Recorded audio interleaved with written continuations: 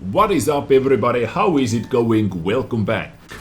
Today I am back with yet another epic battle episode, and this time I wanted to feature something a little bit more special. So today, T-22 medium tank. Anyone remembers T-22 medium? Like, I haven't seen this vehicle on the battlefield, I do not even know, like, for half a year or something like that. There are only a couple people left who still enjoy playing with this vehicle.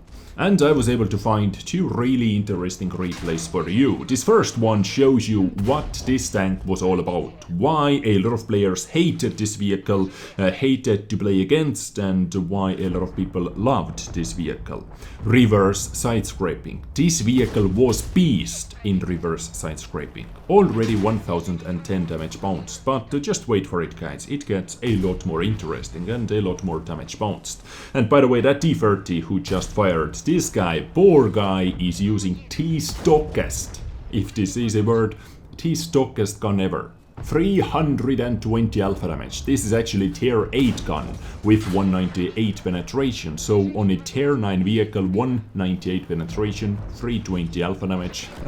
And this is not even the best DPM gun. The best DPM gun actually on T-30 is the second gun option, tier 10, 120 mil with 400 alpha damage, and top gun 155. But actually, guys, I'm not here to talk about T-30. Anyway, T-22. Reverse side scraping. This vehicle is the best medium tank in reverse side scraping. 2360 damage bounced. He has received actually quite a few penetrations as well. I would say RNG, unlucky, and goodbye T-30.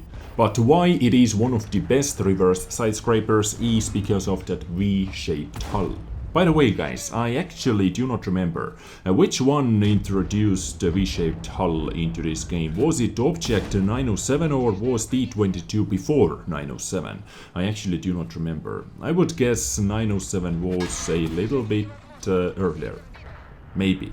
Anyway, V-shaped hull with a lot of spaced armor as well. After this battle I am going to show you the armor profile, armor model before my next battle. But reverse side scraping turret is simply amazing. Get this vehicle into hull down position as well and you are godlike. That FE215B is simply not able to penetrate his side armor together with D10. Tier 10 guns are not able to penetrate tier 10 medium tank under angle like this. And FE215B, he didn't have a repair kit and down he goes. So D10 and VK are only targets left over there. Now T-22 has been in a lot of drama, or it was in a lot of drama when Wargaming introduced it. I think they did it in patch 9.13 or something like that. Casual bounce, hashtag drive-by. Or maybe it was in patch 9.14, I cannot remember exactly. But they introduced this vehicle as an ultimate reward tank for this Rampage mode, Rampage game mode. That is not available anymore. And this was the ultimate reward tank if you completed every single mission. And one of those missions, actually a couple of those missions were super hardcore, almost impossible to complete without receiving some extra help from someone or somewhere. A lot of players, I cannot say all the players, or I really do not want to take responsibility saying almost all the players raked this vehicle. And this is what this drama was all about around T-22. Clan members helped each other and different clans helped each other as well to get this vehicle. Because, as I said, some of those missions were super RNG dependent and almost impossible to complete. There were players who got this simply by grinding it out, completing all those missions in a legit way, but I really do not understand what Wargaming was thinking about when they came up with some of those missions. I started grinding towards T-22 medium as well, but as soon as I hit one of those missions, sadly I cannot remember which ones were they. Maybe some blocking and some in-game arty stuff that was super RNG dependent, and after I got stuck at those missions I simply quitted. I really did not have enough time to complete all those things, because as I said, RNG was a huge factor completing those missions.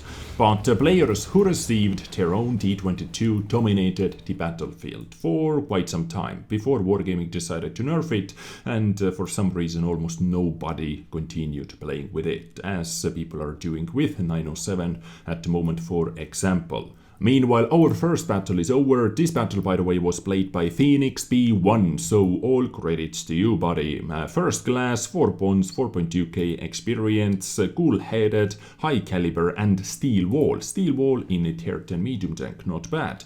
6k damage done, 5 kills, and 6,350 damage bounced with a medium tank, and he still had some HP left. Yeah, this is T-22 in a nutshell. So simply by looking at it from the side, you really cannot understand, you really cannot see that V-shaped hull. In the front you can see it, but yeah, it seems nothing special. V-shape. But if I am going to click live, boom, a lot of spaced armor, a lot of structure simply disappeared. And this is why it was such an amazing reverse side scraper. Turret armor, take a look at that, guys. No weak spots. No weak spots whatsoever. Heat, yeah, heat actually, 300 millimeters of penetration. Heat can go through it, but once again you have to hit that little part over here, and if you miss even by a little, from 257 to 357. So still not the easiest job in the world. It kind of looks like a boat, or almost exactly like a boat, but reverse side scraping, just take a look at this, guys. Crazy. Even under angle like this. Under angle like this. Ricochet, ricochet, no penetration. Let's see how far you can go. Okay. Under angle like this we are going to see some green. But from the distance, once again, okay, like that.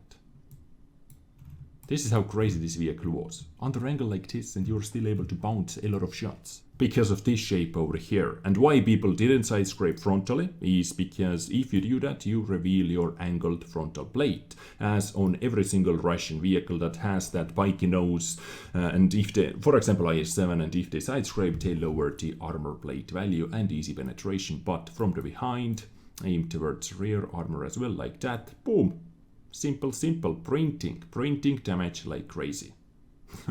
Anyway, let's jump into the next battle.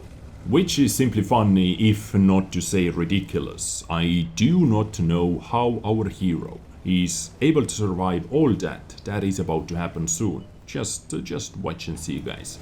This battle was played by... Let me try to pronounce that name. Raegar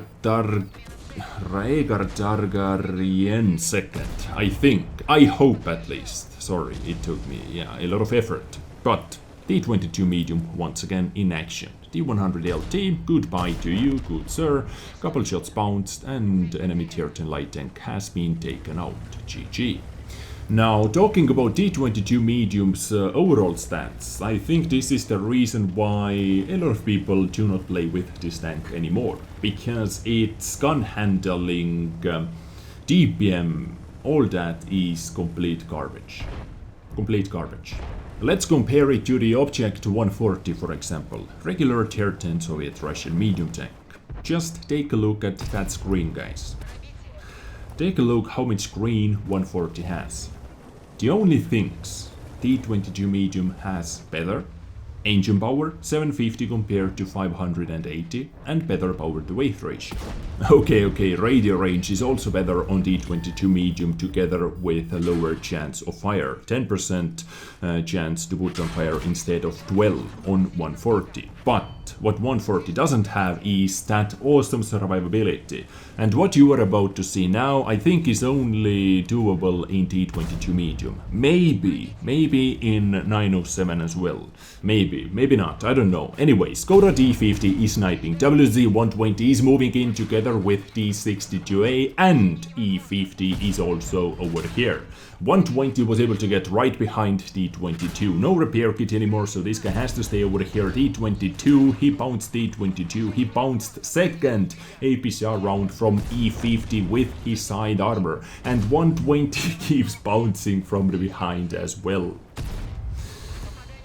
And yet another APCR bounced from Skoda E-50 with the side of his turret.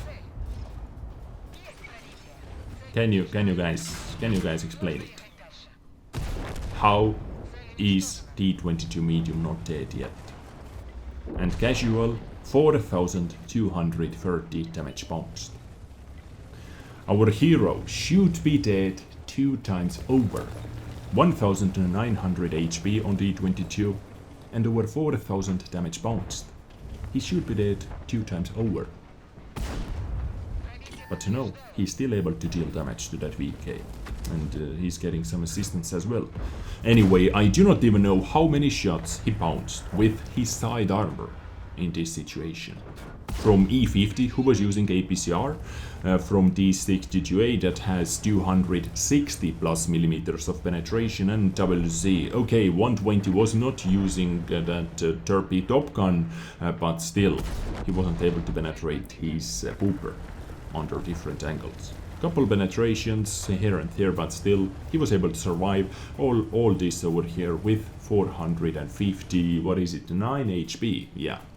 Now once again let's talk about overall firepower of this vehicle, comparing it to Object 140. Once again, quickly take a look, this is how it compares, yeah.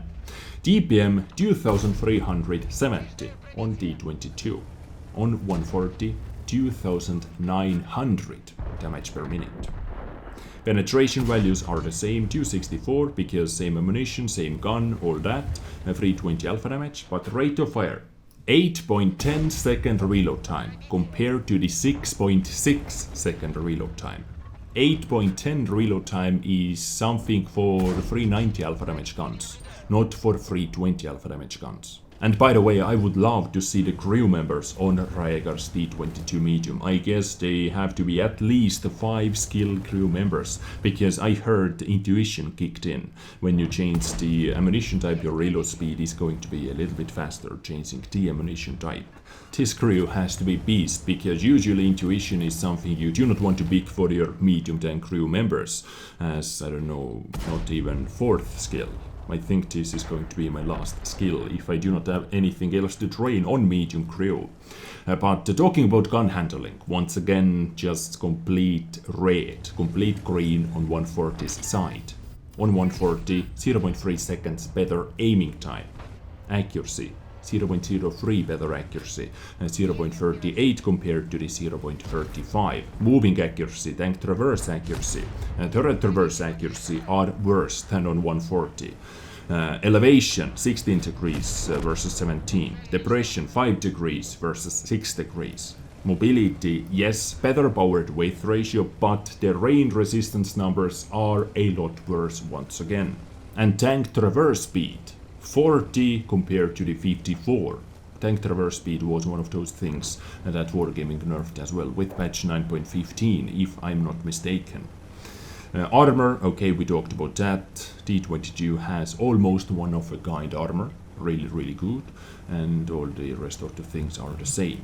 But that firepower, or DPM to be exact, together with that gun handling, are the reasons why you do not see too many T-22s on the battlefield anymore. Because standard vehicles, 140 and the T-62A are really good, and we have Object 907 as well. By the way, take a look at that shot. Please, explain me this, guys. What kind of magical aura was around that artillery piece? Please rewind it, watch it again, and please explain. I cannot understand. Anyway, this game is going to be over soon. Just take a look at how much work he has done already. What is it? Close to 12,000 combined damage. 5.2 thousand damage done, 6.7 thousand damage to his assistants. Ace tanker, high caliber, top gun, patrol duty, in a tier 10 medium tank, Confederate and the steel wall. What do you know? Steel wall. What else interesting? Top damage done, 6 kills, close to 1.5k raw experience, and 4.7 thousand damage bounced. So, ladies and gents, this was my today's episode to you. As I said, I wanted to show you something a little bit more special, exclusive. How did you like it? Let me know in the comments or hitting that like button, hitting that dislike button. Check out my Beast Mode Care store. I just released my newest design yet, the Beast Tanker with a little gamer tag as well on the helmet. Would you look at that? If you like it, links are in the description. I hope you enjoyed. Take care and bye.